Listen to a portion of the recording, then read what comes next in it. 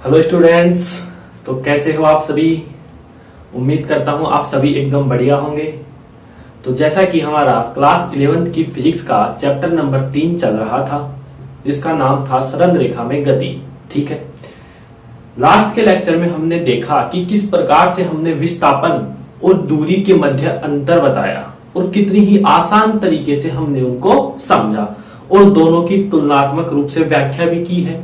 पहले हमने दूरी को समझा डिटेल से और हर एक स्टेटमेंट को मैंने एग्जांपल के थ्रू आपको बताने का प्रयास किया था ताकि आपको आसानी से समझ में आ सके। ठीक है, उसके बाद हमने विस्थापन भी पढ़ा और दोनों की मध्य फिर तुलना भी की कि दोनों में तुलना क्या है। वहां पर हमारा विस्थापन और दूरी का जो टॉपिक था वो कंप्लीट हो गया है। ठीक है, आज के हम लेक्चर में स्पीड पढ़ेंगे, चाल पढ़ेंगे। जिस प्रकार से हमने पहले दूरी पढ़ा फिर विस्थापन पढ़ा, दोनों में तुलना की, उसी प्रकार से हम चाल और वेग पढ़ेंगे और दोनों में क्या करेंगे बोलिए, तुलना करेंगे। लेकिन उससे पहले मैं आपको एक टर्म बताना चाहता हूं कि मैंने दूरी और विस्थापन में आपको एक रिलेशन बताया कि जो विस्थापन है वो दूरी से बराबर हो सकता है या दूरी से कम हो सकता है, लेकिन विस्थापन कभी भी दूरी से ज्यादा नहीं हो सकता। अब इसमें ज्यादा सोचने वाली बात नहीं है, आप डेफिनेशन देखिए ना दोनों की। आप जब दूरी की डेफिनेशन देखेंगे तो आप पाएंगे कि वास्तविक पथ की लंबाई, मतलब वो तो एक्चुअल पथ की लंबाई पूछ रहा है जो रियलिटी में है, समझ में आया। और विस्थापन क्या पूछता है, प्रारंभिक बिंदु और अंतिम बिंदु के मध्य न्यूनतम पथ की लंबाई को क्या कहते हैं, विस्थापन। मतलब विस्थापन एक तरह से शॉर्टकट है। ओके, और जो हमारे पास दूरी है वो क्या है, एक्चुअल में है, जो कि वास्तव में है। समझ में आया। चलिए, तो उसमें जो रिलेशन बताया था उसको एक दो एग्जांपल के थ्रू आपको क्लियर करता हूं। ठीक है, वेरी वेरी इंपोर्टेंट रिलेशन है, सबसे मेन इंपोर्टेंट टॉपिक है वो।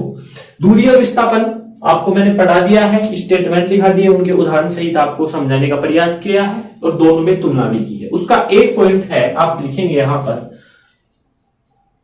एक पॉइंट है उसका कि जो दूरी होती है वो विस्थापन से तो बड़ी होती ही होती है हमेशा, कभी छोटी नहीं होगी, और उसके बराबर भी होती है। ठीक है, हम यहां विस्थापन का परिमाण लेते हैं। ठीक है, ये जो रिलेशन है उसको मैं एग्जांपल के थ्रू आपको बताता हूं। देखिए, इसका तात्पर्य क्या है कि जो विस्थापन का जो परिमाण है ना वो दूरी से छोटा होता है हमेशा और बराबर हो सकता है। सबसे पहले मैं बता रहा हूं बराबर की कंडीशन कि दूरी इज इक्वल टू विस्थापन कब होता है। दूरी और विस्थापन बराबर कब होते हैं, कब होते हैं, ये मैं कोई कंडीशन है ये तो, कि दूरी है ना विस्थापन से बड़ी भी होती है और बराबर भी हो सकती है। अब मैं एग्जांपल के थ्रू आपको बताता हूं किस प्रकार से विस्थापन दूरी के बराबर आता है और किस प्रकार से विस्थापन दूरी से छोटा भी आ सकता है। तो एक एग्जांपल लेता हूं। मान लीजिए मेरे पास एक कोई सर्कल है, ठीक है, ये एक वृत्त है जिसकी रेडियस मैं मान रहा हूं 7 मीटर। ये केंद्र O है, ये मेरे पास R है, कैपिटल R, ये रेडियस मैं मान रहा हूं। ठीक है, इसकी रेडियस कितनी है, त्रिज्या 7 मीटर, त्रिज्या है इसकी 7 मीटर। अब मान लीजिए यहां पर कोई कण है हमारे पास, यहां पर क्या है, कोई कण है, कोई भी पार्टिकल मान लीजिए यहां पर। अब इस पार्टिकल को यह आधा चक्कर पूरा करके आएगा ना। मान लीजिए ये पार्टिकल इधर से यहां यहां यहां यहां गया, ये इस प्रकार से, और ये यहां तक रुक गया, तो एक आधा चक्कर हो गया। तो इस पार्टिकल को आधा चक्कर पूरा करने में कितनी दूरी और विस्थापन तय करना पड़ा, ये हम देखते हैं। अब देखिए, समझ में आ गया। ये तो प्रश्न क्या है कि पिंड के द्वारा आधा चक्कर लगाने पर, पिंड के द्वारा आधा चक्कर लगाने पर, पिंड के द्वारा आधा चक्कर लगाने पर दूरी तथा विस्थापन के मान बताइए। दूरी तथा विस्थापन के मान बताइए। मैंने ये जो आपको रिलेशन लिखा है मैं इसको प्रूफ कर रहा हूं कि वास्तव में ये सेटिस्फाइड है, सच है ये।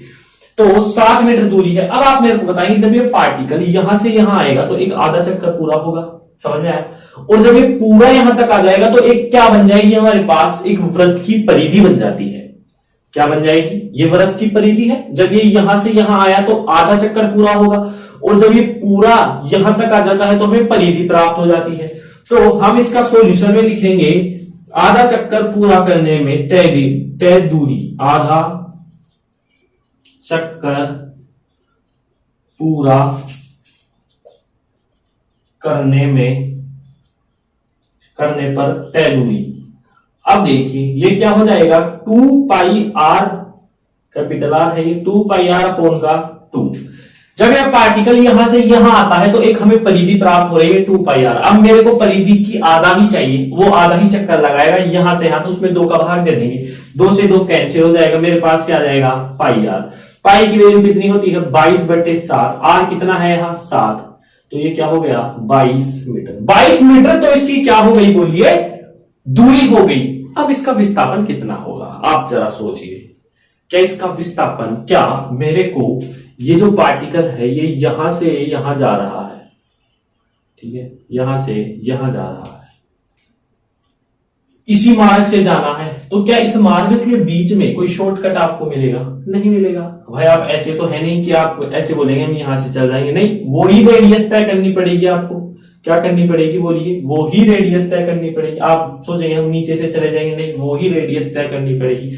तो इस स्थिति में जो आपकी दूरी है वो कितना है, 22 मीटर, और विस्थापन भी कितना है, बोलिए, 22 मीटर। तो ये तो थी कंडीशन एक, तो मैंने प्रूफ कर दी है, जब दूरी विस्थापन के क्या होती है, इक्वल होती है। समझ में आता है? चलिए यहां तक आप नोट करें। अब मैं आपको यह भी सिद्ध करता हूं कि दूरी जो है वो विस्थापन से बड़ी भी होती है, बिल्कुल होती है, दूरी विस्थापन से बड़ी भी होती है। देखिए अब मान लीजिए मैं सीधा डायग्राम से बताता हूं, मेरे पास कोई एक पिंड है ए, वो पिंड बी तक जाता है। पहले पिंड ए से पिंड बी की दूरी कितनी है, 8 मीटर है।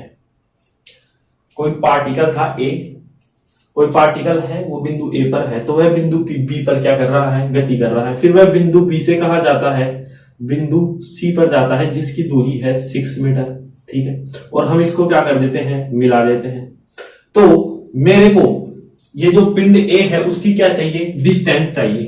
क्या चाहिए, डिस्टेंस, दूरी चाहिए। अब दूरी तो आपको पता है ए से सी के बीच में, distance of A C, distance of A C ये चाहिए, मतलब ए से सी तक गया तो उसकी डिस्टेंस। अब दूरी क्या कहती है, एक्चुअल पथ की लंबाई, वास्तविक पथ की लंबाई जो पिंड के द्वारा तय की गई है। तो पिंड पहले ए से बी पर गया है, बी से सी पर गया है, तो ए सी क्या आ जाएगा मेरे पास, A B plus B C, यानी 8 + 6 कितना, 14 मीटर आ जाएगा। कितना आ जाएगा, बोलिए, 14 मीटर आ जाएगा। ये तो है डिस्टेंस, क्या आ गई ये, distance of A C, distance of A C आ गई। क्योंकि हम परिभाषा पढ़ रहे हैं, वास्तविक पथ की लंबाई चाहिए, तो ये A B plus B C हमारे पास। अब मैं बात कर रहा हूं विस्थापन, तो आप देखेंगे कि विस्थापन में हम A B plus B C क्यों जाए जब हमारे को डायरेक्ट ब्रिज मिल रहा है एसी। हाँ बिल्कुल, हम तो एसी से ही जाएंगे, हाँ एसी से ही चलिए। एसी को निकालने के लिए मैं लगा रहा हूं पाइथागोरस प्रमेय। ये तो आप इनसे बड़े मिले हुए होंगे पहले भी, पाइथागोरस से तो मिल चुके हैं आप बहुत ही बढ़िया तरीके से, तो इसमें तो कोई नई प्रमेय नहीं है आपके लिए, ठीक है। पाइथागोरस प्रमेय क्या कहती है, ये कर्ण है, ये 90 डिग्री का यहाँ कोण बन रहा है, ये कर्ण, ये आधार, ये लंब, तो कर्ण स्क्वायर बराबर आधार स्क्वायर प्लस का लंब स्क्वायर। कर्ण की बात करूं तो आधार स्क्वायर प्लस लंब स्क्वायर का रूट हो जाता है। अब आधार स्क्वायर कितना है, 8 का स्क्वायर कर देता हूं, लंब 6 है तो 6 का स्क्वायर का रूट। अब 8 का स्क्वायर 64, 6 का कितना, 36 का रूट क्या हो जाएगा, 10 मीटर। ये 100 हो जाएगा, यहाँ पर कितना हो जाएगा, बोलिए, अंडर द रूट 100। 100 का जब हम वर्ग करते हैं तो क्या आता है, वर्गमूल करते हैं तो क्या आता है, 10 मीटर आता है मेरे पास, ठीक है। वर्गमूल करते हैं तो क्या आता है, 10 मीटर आता है। तो ये थे इसका विस्थापन। अब इससे सिद्ध हो गया विस्थापन बड़ी है या दूरी बड़ी है, दूरी बड़ी है। तो ये मैंने दूरी जो बड़ा होता है विस्थापन से या इक्वल भी हो सकता है, इस 2 एग्जांपल के थ्रू मैंने आपको बता दिया है। तो ये था हमारा दूरी और विस्थापन का टॉपिक, जिसको हमने डिटेल से पढ़ा है और आपके मैं उम्मीद करता हूं कि अब दूरी और विस्थापन में कोई परेशानी नहीं होगी। इसी प्रकार का टॉपिक है कौन सा, चाल और वेग। पहले हम चाल पढ़ते हैं डिटेल से, फिर उसके बाद वेग में चलते हैं, ठीक है। तो यहां तक आप नोट करें। मजा आ रहा होगा आपको सभी को, फील आ रही होगी टॉपिक के प्रति, आएगी भी क्यों नहीं, है ही फिजिक्स ऐसी। ये कोई केमिस्ट्री थोड़ी ना है, लाल में पीला डालो नीला निकल जाता है, नहीं। ये तो जो लिख गया वो लिख गया, ये तो लक्ष्मण रेखा है, लिख गई तो लिख गई, मिटने वाली नहीं है, ठीक है। ये स्टेटमेंट था, ये है तो है, हम इसको चैलेंज नहीं कर सकते, ठीक है।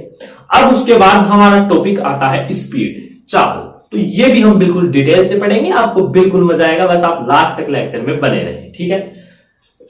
सबसे पहले हम पढ़ते हैं चाल, स्पीड हम पढ़ रहे हैं। देखिए सबसे पहले हम वो इसकी डेफिनेशन देते हैं। तो डेफिनेशन आज मैं आपको एक और तरीका सिखाऊंगा डेफिनेशन देने का। आप बोलेंगे तो बहुत ईजी, हम तो इसी प्रकार याद करेंगे। हाँ बिल्कुल इसी तरह ही आपको याद रखना है। डेफिनेशन आप कभी नहीं भूलेंगे, फिजिक्स के अनुसार यदि डेफिनेशन बनाएंगे। देखिए चाल बराबर, यदि मैं जो स्पीड है उसका पहले बेसिकली फॉर्मूला लिखता हूं मैं, चाल इज इक्वल टू दूरी बटे समय। पहला पॉइंट चल रहा है अपना, वही पॉइंट के हिसाब से हम पढ़ेंगे। चाल का मैं सूत्र लिख रहा हूं दूरी बटे समय, ठीक है, समझ में आ गया। यह है चाल का फॉर्मूला, ये आपने 10th क्लास में भी पढ़ रखा है, आपके लिए कोई बड़ी बात नहीं है, ठीक है, समझ में आता है। चलिए चाल इज इक्वल टू दूरी बटे समय। अब फिजिक्स के अंदर हम डेफिनेशन कैसे बनाते हैं, देखिए यदि आपको फॉर्मूला याद है तो आप डेफिनेशन बना सकते हैं। जो भी भाग वाली संख्या होती है, याद रखेंगे मैं क्या बोल रहा हूं, जो भी भाग में संख्या होती है उसमें हर के पद को, अब अंश और हर तो आप जानते होंगे, 1 से 10th तक आप आ चुके हैं। ये तो क्या होता है अंश, और ये क्या होता है हर के पद को एकांक मान लेते हैं, हर के पद को एकांक मान लेते हैं। एकांक का मतलब है एक मान लेते हैं हम। जैसे ये दूरी बटे समय है तो इसमें हर कौन है, समय, तो हम समय को क्या मान लेंगे यहां पर एक। और डेफिनेशन क्या हो जाएगी फिर, किसी पिंड के द्वारा एकांक समय में तय की गई दूरी ही क्या कहलाती है, चाल कहलाती है। बिल्कुल इजी है, इसको माना एकांक।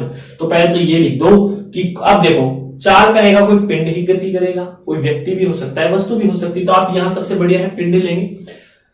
किसी पिंड के द्वारा, समय क्या है अपना एकांक, डेफिनेशन बनाना सिखा रहा हूं मैं। किसी पिंड के द्वारा एकांक समय में तय की गई दूरी, समय में क्या करेगा वो दूरी तो करेगा। तो किसी पिंड के द्वारा एकांक समय में तय की गई दूरी ही क्या कहलाती है, चाल कहलाती है। लिख दीजिए एकांक समय में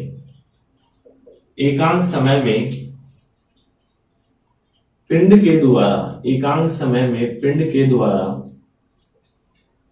तय की गई दूरी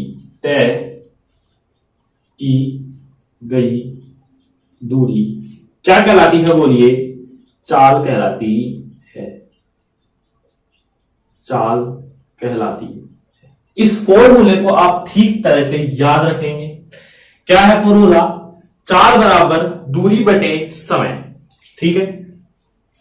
चाल बराबर है हमारे पास दूरी बटे समय, और उसकी डेफिनेशन क्या है, एकांक समय में पिंड के द्वारा तय की गई दूरी क्या कहलाती है, चाल कहलाती है। ये मैंने आपको बता दिया है, ठीक है, समझ में आ गया। चलिए डेफिनेशन बनाना, मतलब जो हर में दे रखा है उसको एक मान लीजिए आप, जो भी हर में दे रखा है उसको क्या मान लेंगे हम, एक मान लेंगे। इसको एक मान लिया, फिर जब इसको एक मान लिया तो बचा क्या हमारे पास, दूरी तो बची। तो इसको तो लिखो पहले, जिसको एक माना है कि किसी पिंड के द्वारा एकांक समय में तय की गई दूरी ही चाल कहलाती है, ठीक है। पहला पॉइंट हो चुका है, चाल बिल्कुल क्लियर हो रही है। यस या नो में से बताएंगे, कमेंट में जरूर कमेंट करें। तो ये तो हो गई बात किसकी, दूरी, चाल की, ठीक है। एकांक समय में तय की गई दूरी ही क्या कहलाती है, चाल कहलाती है। दूसरा पॉइंट देखिए, दूसरा पॉइंट है कि चाल एक अदिश राशि होती है। चाल एक अदिश राशि होती है। समझ में आता है? चाल एक कैसी राशि है? अदिश राशि है। ठीक है, ये भी क्लियर है, याद रखना है ये आपको। तीसरा पॉइंट, चाल को v से प्रदर्शित करते हैं, v से प्रदर्शित करते हैं। वेक्टर क्यों नहीं लगाया? क्योंकि यह कैसी राशि है? अदिश राशि है। समझ में आता है कैसी राशि है? यह अदिश राशि है। अब देखिए इसका मात्रक की यदि मैं बात करूं, चौथा पॉइंट, मात्रक किसका? चाल का। चाल बराबर दूरी बटे समय। दूरी को किस में मापते हैं? मीटर में। एसआई पद्धति में यदि मैं बात करूं, समय को सेकंड में। ये तो है एसआई पद्धति की बात। यदि मैं सीजीएस की बात करूं, दूरी को किसमें? सेंटीमीटर में, और समय को तो वही सेकंड में, समय को तो वही सेकंड में हम करेंगे। तो ये जो थे मात्रक, कौन सी पद्धति में? सीजीएस। बेसिकली हम एसआई और सीजीएस की ही क्या करते हैं? बात करते हैं। ये हो गया मात्रक। यदि मैं इसकी विमा की बात करूं, कौन सा पॉइंट है? पांचवा पॉइंट। यदि मैं इसकी विमा की बात करूं, विमा क्या हो जाएगी? दूरी। दूरी का जो मात्रक है मीटर, वो किस मूल राशि का मात्रक है? दूरी यानी लंबाई का, जिसको हम किससे व्यक्त करते हैं? लंबाई को एल से। लेंथ तो यहां हम क्या लिख देंगे? एल, पहली बात। और L1 लगा देंगे, क्योंकि L की वैल्यू 0 तो नहीं है। ठीक है, L1 लगा दिए। समय एक मूल राशि है जिसका मात्रक क्या है? सेकंड है। और समय को हम किससे व्यक्त करते हैं? T से व्यक्त करते हैं। तो L1 ये क्या हो जाएगा? T1। जब ये T1 ऊपर आएगा तो L1 T माइनस का 1, ये इसकी क्या हो जाएगी? बोलिए, विमा हो जाएगी। ठीक है, यहां तक आप नोट करें।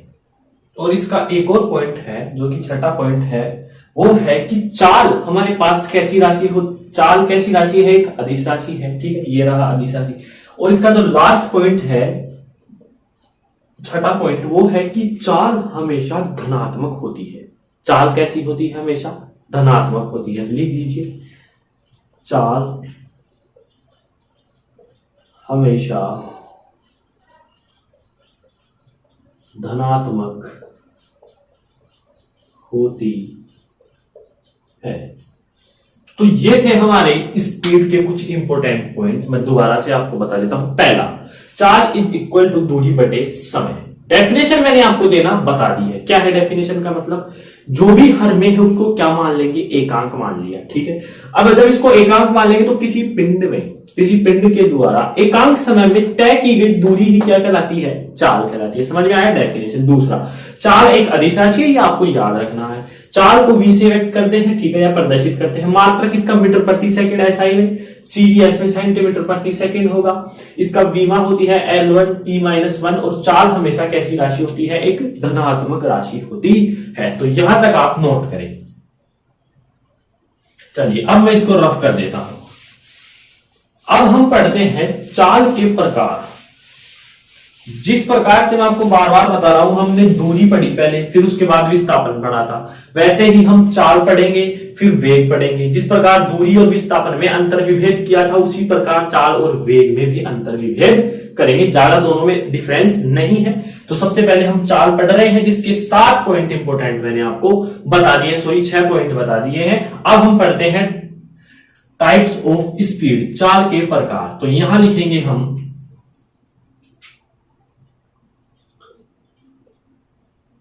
चाल के प्रकार। यह है कौन? यह है चाल। यह है 4 प्रकार की होती है। यह 4 प्रकार की होती है। चाल कितने प्रकार की होती है? 4 प्रकार की। कौन कौन सी होती है? देखिए, पहला है एक समान चाल। पहला है एक समान चाल। दूसरा असमान चाल या परिवर्ती चाल। दूसरा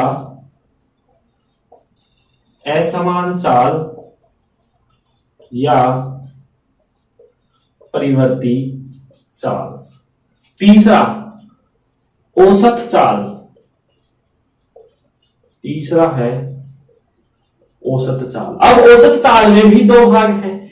एक तो कौन सा है, समय औसत चाल, जिसमें समय पर ध्यान रहेगा। ठीक है, औसत चाल का मतलब एवरेज है, मतलब कि किसी पिंड के द्वारा तय की गई कुल दूरी बटे लगा समय, ये क्या थी, औसत चाल। लेकिन इसमें भी दो प्रकार है, एक तो समय औसत चाल जिसमें समय की प्रधानता रहती है, और एक दूरी औसत चाल जिसमें दूरी की क्या रहेगी, प्रधानता रहेगी। ठीक है, और जो चौथा पॉइंट है हमारा वो है तात्क्षणिक चाल। तात्क्षणिक, इंस्टेंट स्पीड, तात्क्षणिक चाल। तो हम शुरू करते हैं अपना पहला पॉइंट, एक समान चाल। इसी प्रकार हम वेग भी पढ़ेंगे।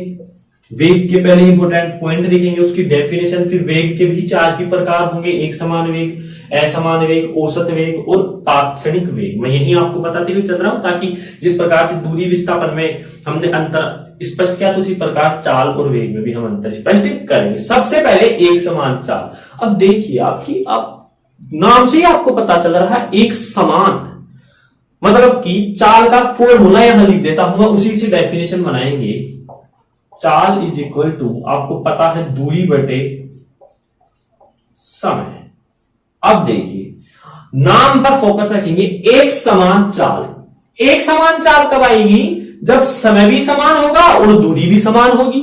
समझ में आया भाई, एक समान चाल कब आएगी, कि जब समय भी समान हो और दूरी भी क्या हो, समान हो। आप मेरे को बताएंगे, यदि समय ज्यादा होगा तो चाल ऑटोमेटिकली कम होगी, दूरी ज्यादा होगी तो चाल ऑटोमेटिकली ज्यादा होगी। लेकिन हमारे को दे रखा है एक समान चाल, शब्द को पहचानिए। एक समान मतलब समय भी समान होगा, दूरी भी समान होगी, उसके द्वारा तय की गई जो चाल कहलाएगी वो एक समान चाल कहलाएगी। लिखिए डेफिनेशन, अब आपको पता चल गया होगा, बस डेफिनेशन लिखाना है। देखिए, जब कोई पिंड समान समय अंतराल में, समान समय अंतराल में, जब कोई पिंड, देखो समान शब्द लगा दिया ना मैंने, दोनों समान होने चाहिए। जब कोई पिंड समान समय अंतराल में समान दूरी तय करता है, जब कोई पिंड समान समय अंतराल में समान दूरी तय करता है, समान दूरी तय करता है, तो पिंड की चाल, तो पिंड की चाल एक समान चाल कहलाती है। पिंड की चाल एक समान चाल कहलाती है। ये तो मैंने आपको नाम से ही समझा दिया था, तो डेफिनेशन है जो आपको याद करनी है। ये भी समान होगा, ये भी समान होगा, जो चाल आएगी वो एक समान होगी। लिख दिया है, जब कोई पिंड समान समय अंतराल में, समान समय अंतराल में समान दूरी तय करे, तो पिंड की जो चाल है वो क्या होगी, एक समान चाल होगी। इसमें कोई प्रॉब्लम आपको नहीं होगी। एग्जाम्पल के थ्रू मैं और बेटर तरीके से समझाता हूं। मैंने हर स्टेटमेंट, हर डेफिनेशन का एग्जाम्पल आपको दिया है, स्टार्टिंग से मैं देते हुए आ रहा हूं, ताकि आपको कोई प्रॉब्लम ना हो। देखिए, मैं इसको एक कॉलम के जरिए बताता हूं। हम एक कॉलम नोट करेंगे हम एक, ठीक है, इस प्रकार से। कॉलम थोड़ा टेढ़ा भी हो सकता है, कोई दिक्कत वाली बात नहीं है इसके अंदर। यहां पर देखिए, हम एक कॉलम यहां लिखते हैं, जिसमें मान लीजिए खूब है, ये पर्याप्त है समझाने के लिए। चाल बराबर दूरी, ऊपर तो कौन आएगा बोलिए, दूरी, और दूरी हम किस में लेंगे, ऐसा ही मात्रक मीटर में ले लेते हैं। नीचे कौन आएगा, समय, वो किस में आएगा, सेकंड में आएगा, इसमें आएगा सेकंड में। अब देखिए, डेफिनेशन को हम इसमें कैसे बंद करते हैं, अपने मुट्ठी में कैसे देते हैं डेफिनेशन को। जब कोई पिंड समान समय अंतराल में, मतलब आपका जो समय का जो अंतर है, समझने का प्रयास करेंगे, समय का जो अंतर है वो समान रहेगा। देखिए, सबसे पहले मैं समय लिख रहा हूं, मैं लिख रहा हूं समय 1 सेकंड, ठीक है। फिर मैं उसके बाद लिख रहा हूं 2 सेकंड, फिर मैं उसके बाद लिख रहा हूं 3 सेकंड और फिर मैं लिख रहा हूं 4 सेकंड। समझ में आ गया? चलिए, समान समय दर समान दूरी। अब मान लीजिए 1 सेकंड पर वह 5 मीटर दूरी तय करती है, 2 सेकंड पर 10, 3 पर 15 और 4 पर 20 मीटर पिंड क्या किया है? दूरियां तय करता है। जब कोई पिंड समान समय अंतराल में, जब पिंड की 1 सेकंड पर 5 मीटर क्या है? स्पीड है, 5 मीटर वह दूरी तय करता है 1 सेकंड में, तो 2 सेकंड में वह 10 करता है। तो समांतराल निकालिए, 2 माइनस का 1, यानी समांतराल कितना है? यहां मैं लिखकर समझाता हूं आपको। समय अंतराल कितना? 1 सेकंड है। 1 सेकंड पर 5 मीटर दूरी, 2 सेकंड पर 10 मीटर दूरी, समांतराल 1 सेकंड। दूरी 10 माइनस का 5 कितनी? 5 मीटर। अभी तक तो देखा कि 2 में तो ठीक है, समय समांतराल भी 1 सेकंड है, दूरी भी कितनी है? 5 मीटर। जब 3 सेकंड होती है तो दूरी हो जाती है 15 मीटर। तो समांतराल 3 माइनस का 2 1 सेकंड, दूरी 15 माइनस का 10 5 मीटर। जब 4 पर गया तो 4 माइनस 3 1 सेकंड है और दूरी 20 माइनस 15 5 मीटर। मतलब इससे स्पष्ट होता है कि जब कोई पिंड समान समय अंतराल पर समान दूरियां तय करता है तो वह चाल एक समान चाल कहलाती है। इसको मैं श्योर कह सकता हूं कि आपको ये समझ में आ रहा है। चलिए यहां तक नोट करें। अब इसको रफ कर देते हैं। ये तो थी एक समान चाल, इसको मैंने आपको एग्जांपल सहित बता दिया है। जैसे ही मैंने इसका शब्द लिखा था तभी मैंने आपको इसका ओवरव्यू दे दिया था, फिर डेफिनेशन बताकर एग्जांपल से आपको समझा दिया है। अब हमारे पास है दूसरा असमान चाल। देखिए असमान चाल क्या होती है। दूसरा है हमारे पास असमान या परिवर्ती चाल। असमान या परिवर्ती चाल, आप परिवर्ती चाल भी लिख लेंगे। अब देखिए असमान चाल क्या है। या तो देखिए समय है ना वो समान होगा, दूरी अलग अलग होगी, या दूरी समान होगी तो समय अलग अलग होगा, तभी तो हमारे पास चाल असमान आएगी। एक में से तो कुछ छेड़छाड़ करनी पड़ेगी। चलिए देखते हैं। जब एक समान की बात थी तो दोनों समान थे, अब असमान की बात है तो दोनों में से एक को छेड़छाड़ कर दीजिए आप, जो अपने पास चाल आएगी वो अपने आप क्या आ जाएगी? असमान चाल। तो हम ऐसा करते हैं, दूरी को अलग अलग कर देते हैं और समय को क्या कर देते हैं? हम समान कर देते हैं। तो हम डेफिनेशन लिखते हैं, ओवरव्यू दे चुका हूं मैं। एक समान में दोनों समान थे, असमान में हम एक को असमान कर देंगे, अलग अलग कर देंगे मतलब। तो देखिए यदि कोई पिंड समान समय अंतराल में, यदि कोई पिंड समान समय अंतराल में, यदि कोई पिंड समान समय अंतराल में अलग अलग दूरियां तय करे, अलग अलग या भिन्न भिन्न दूरियां तय करें, अलग अलग दूरियां तय करे, तो पिंड की चाल असमान चाल कहलाती है। तो पिंड की चाल असमान चाल कहलाती है। समझ में आ गया? यदि कोई पिंड समान समय अंतराल में अलग अलग दूरियां तय करता है, मैंने बता दिया समय को मैंने समान रख लिया, दूरी अलग कर दी तो चाल अपने आप अलग आ जाएगी। और जब एक समान की बात हो तो दोनों समान होंगे। तो यदि कोई पिंड समान समय अंतराल में अलग अलग दूरियां तय करता है तो पिंड की चाल असमान चाल कहलाती है। फिर भी नहीं समझ में आ रहा है तो एग्जाम्पल देखिए। एग्जाम्पल, वही एग्जाम्पल में हम क्या करेंगे, एक कॉलम बनाते हैं। कॉलम से बेटर समझ में आता है। क्यों कॉलम हम क्यों बना रहे हैं? देखिए हम चाल को दूरी बटे समय के अनुपात में लिख रहे हैं, तो उसी अनुपात में हम आपको समझाने का प्रयास कर रहे हैं। ठीक है, ये देखिए यदि कॉलम थोड़ा टेढ़ा बने तो आप मैनेज कर लेना, कोई दिक्कत वाली बात नहीं है। ठीक है।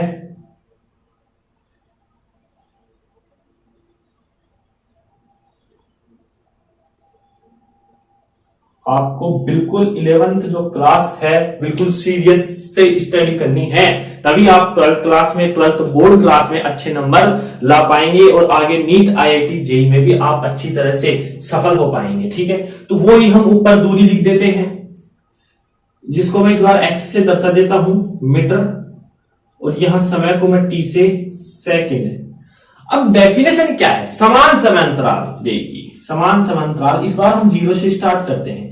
0 समय पर जो दूरी थी हमारे पास 0 थी, जैसे ही समय क्या हुआ 1 सेकंड हुआ तो मेरे पास आ गई दूरी कितनी 5 मीटर। जैसे ही समय 2 सेकंड हुआ मेरे पास आ गई 11 मीटर। जैसे ही समय 3 सेकंड हुआ मेरे पास जो स्पीड है वो आ गई 13 मीटर। और जैसे ही समय 4 सेकंड हुआ मेरे पास दूरी कितनी आई, इस बार आ गई मेरे पास 16 मीटर। और जैसे ही समय 5 सेकंड होता है तो मेरे पास दूरी आ जाती है 20 मीटर।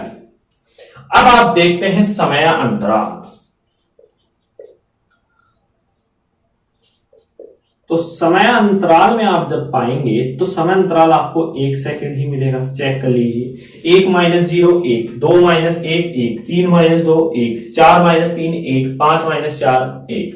लेकिन आपको जो दूरी है वो क्या मिलेगी, अलग अलग दूरी। देखिए पहली दूरी की बात कर रहा हूं 5 माइनस 0 5 मीटर, दूसरी 11 माइनस का 5 6 मीटर, तीसरी 13 माइनस का 11 2 मीटर, चौथी 16 माइनस का 13 3 मीटर, और 20 माइनस का 16 4 मीटर। क्या ये दूरियां समान हैं? 5 6 2 3 4 एक समान है? नहीं, ये तो अलग अलग है। तो डेफिनेशन प्रूफ हो गई। यदि कोई पिंड समान समय अंतराल में अलग अलग दूरी तय करे तो पिंड की चाल असमान चाल कहलाती है। तो ये है असमान चाल की परिभाषा। उतारिए। चलिए अब हम इसको रफ कर देते हैं। तो उम्मीद करता हूं आपको ये डेफिनेशन भी बिल्कुल बढ़िया तरीके से समझ में आ गई है। जो चाल है वही क्या है, वेग है। यही टाइप्स चलेंगे वेग के भी, एक समान वेग, असमान वेग। अब हमारे पास औसत चाल चलेगा तो वहीं औसत वेग भी आएगा। ठीक है, तो अब हम तीसरा लिख रहे हैं औसत चाल। ये भी बहुत बढ़िया टॉपिक है औसत चाल का। अब जैसे ही एवरेज का नाम आता है तो आपके कुछ दिमाग में आ जाता है। अब चाल है तो दूरी बटे समय, मतलब कुल दूरी बटे दूरी को तय करने में लगा समय, यही एवरेज होता है। क्या हम किसी का भी एवरेज, संख्याओं का एवरेज निकालें, कुल संख्या का योग बटे संख्याओं की संख्या, तो यहां पर औसत चाल क्या होगी, चाल का फॉर्मूला दूरी बटे समय। किसी पिंड के द्वारा उसको दिए गए समय अंतरालों में तय की गई कुल दूरी, मतलब जितने भी उसको समय अंतराल है 0 1 2 3 4 5 6 10 सेकंड जितने भी है, उस समय अंतरालों में तय की गई उसके द्वारा कुल दूरी, और उस दूरी को तय करने में लगा समय, उन जो समय दिए उन सभी का योग क्या हो जाएगा, उन सभी के योगों का जो अनुपात है वो क्या हो जाएगा, औसत चाल। तो हम लिखते हैं औसत का मतलब आपको समझ जाता है। जब भी औसत की आप मैथमेटिक्स में औसत आप पढ़ के आए हैं बढ़िया तरीके से, मतलब अपोन में आ जाता है, संख्या संख्या अनुपात में आ जाती है।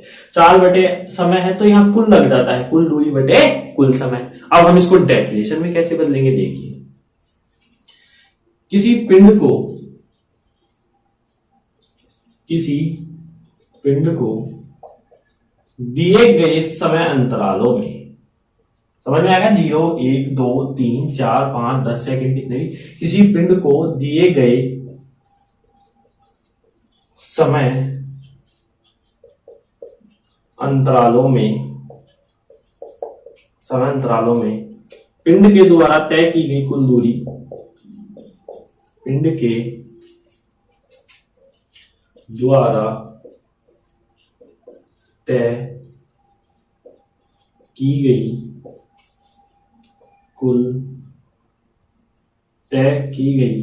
कुल दूरी तथा लगा कुल समय, उस दूरी को तय करने में लगा कुल समय के अनुपात को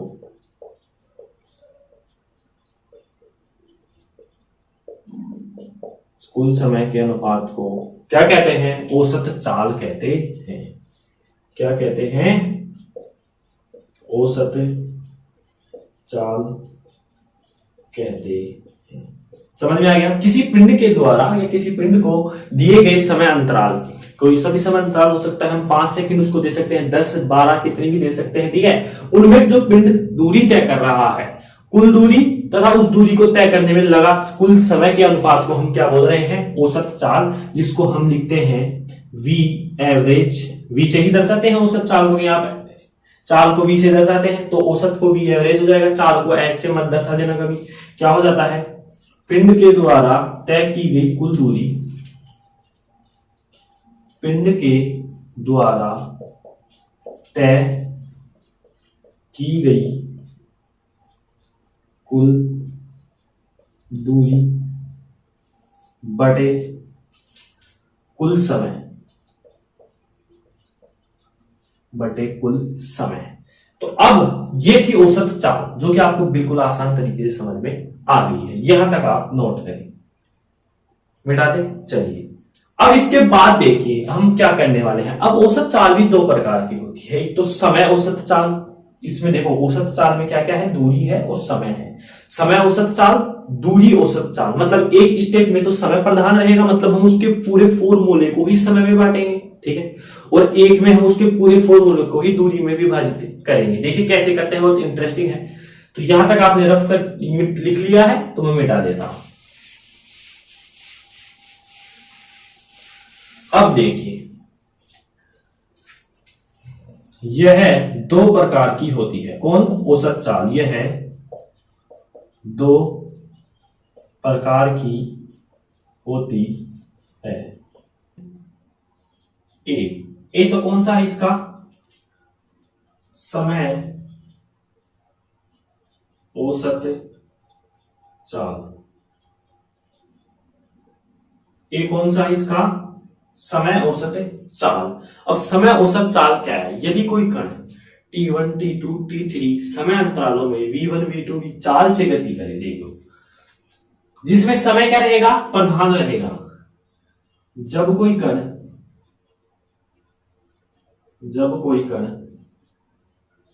T1, T2, T3 dot dot dot, जब कोई कण T1, T2, T3 समय अंतरालों में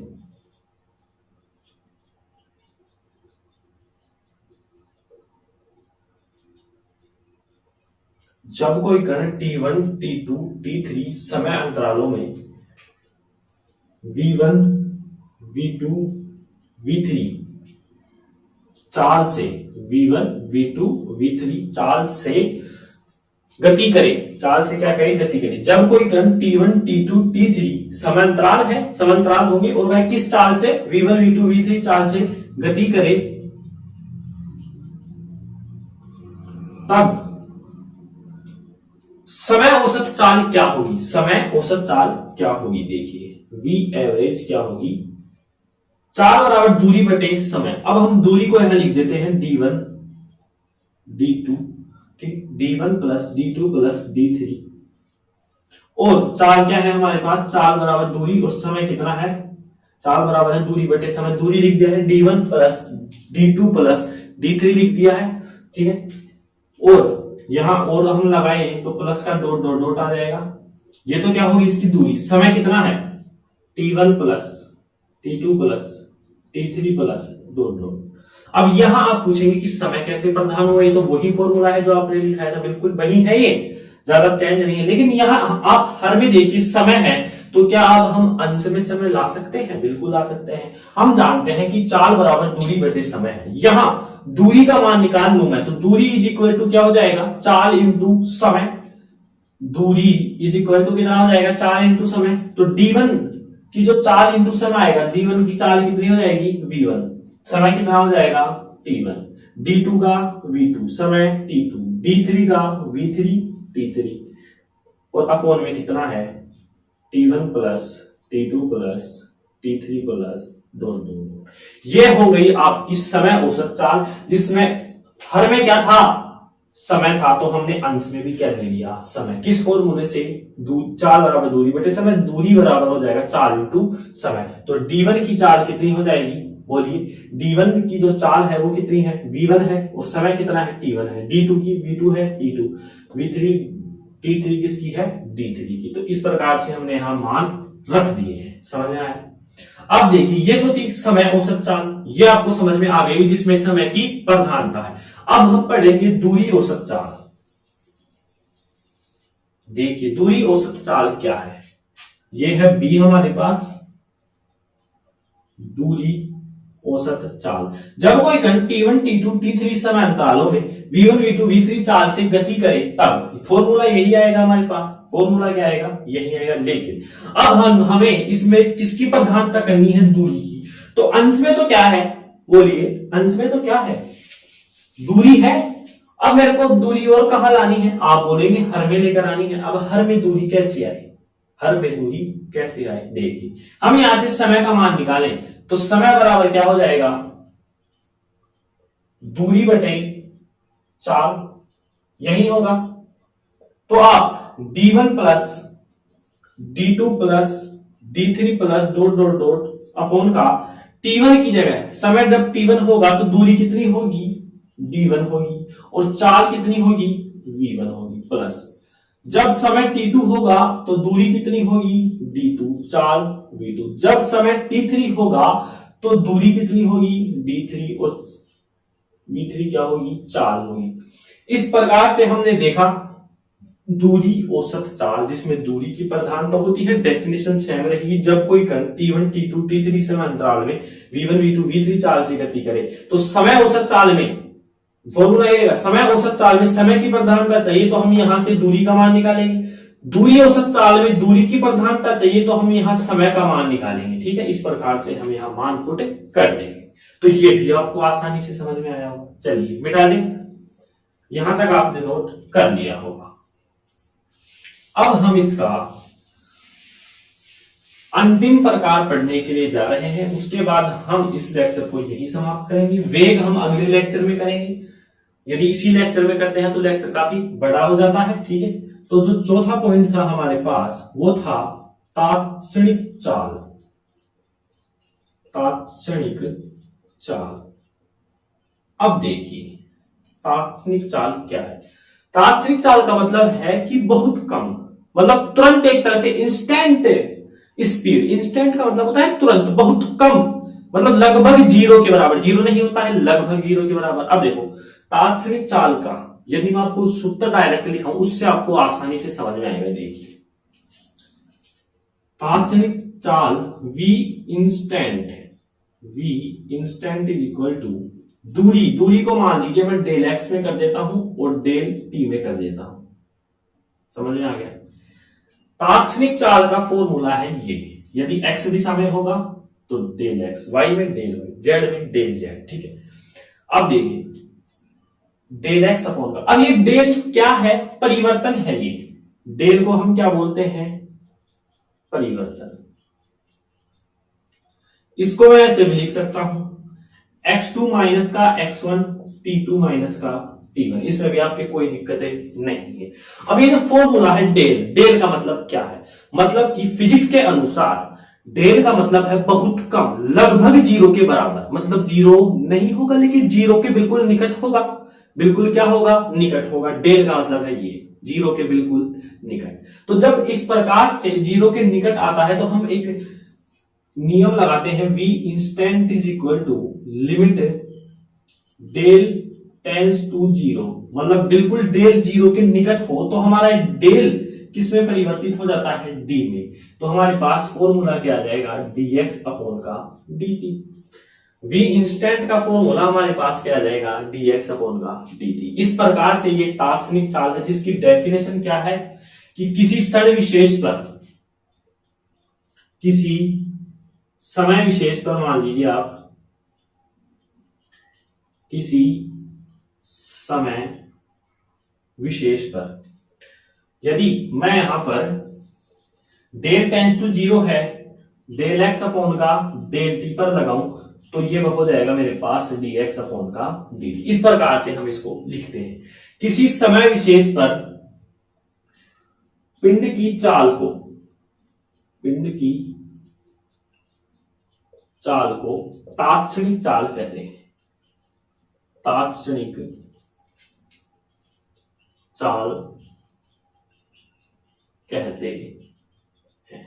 इसको और बेटर तरीके से समझाऊं, तात्क्षणिक का मतलब आपको समझ बहुत कम। अब जब समय अंतराल ही बहुत कम होगा, जब डेल ही बहुत कम है, मतलब समय अंतराल ही बहुत कम है, तो उसके द्वारा जो दूरी तय की जा रही है वो भी बहुत क्या होगी, कम होगी, बिल्कुल अल्प होगी, लगभग जीरो नहीं होगी, जीरो के निकट होगी। जब समय अंतराल ही जीरो के निकट है तो दूरी भी जीरो के निकट होगी। इस स्थिति में हम limit del tends to zero यानी लगभग जीरो के बराबर मानते हैं, तो डेल किस में परिवर्तित हो जाता है, dx अपॉन dt में। इसीलिए तो मैंने डेफिनेशन दी, किसी समय विशेष पर, ये कोई समय विशेष था जो कि जीरो के निकट था, उसके द्वारा जो पिंड की चाल है वो क्या कहलाती है, v तात्क्षणिक कहलाती है। तो ये आपको आसानी से समझ में आया होगा। आज का जो टॉपिक था चाल का टॉपिक बिल्कुल इजी टॉपिक था। जिस प्रकार से विस्थापन दूरी पड़ी थी उसी प्रकार से हमने चाल तो पढ़ ली है। उसी प्रकार वेग की डेफिनेशन, वेग के कुछ इंपोर्टेंट पॉइंट, वेग एक सदिश राशि है, इसका मात्रक पढ़ेंगे, इसके विमाएं पढ़ेंगे, ठीक है। वेग के 4 प्रकार होते हैं, वही एक समान वेग जिसमें विस्थापन और समय समान होंगे, फिर असमान वेग, औसत वेग और तात्क्षणिक वेग। इसी प्रकार से हम पढ़ेंगे, दोनों में तुलना करेंगे, हमारे पास चाल और वेग का टॉपिक भी समाप्त हो जाएगा, ठीक है। तो आप लगातार पढ़ाई करते रहें और ज्यादा से ज्यादा 11th के क्लास के जो स्टूडेंट है वहां तक आप इन वीडियो को जरूर पहुंचाएं। और इस क्लास के जो पीडीएफ नोट्स है वो टेलीग्राम की लिंक दिया हुआ है डिस्क्रिप्शन में, वहां से आप ज्वाइन करें, ठीक है। तो मिलते हैं एक नए लेक्चर के साथ, तब तक के लिए आप पढ़ाई करते रहें। All the very best.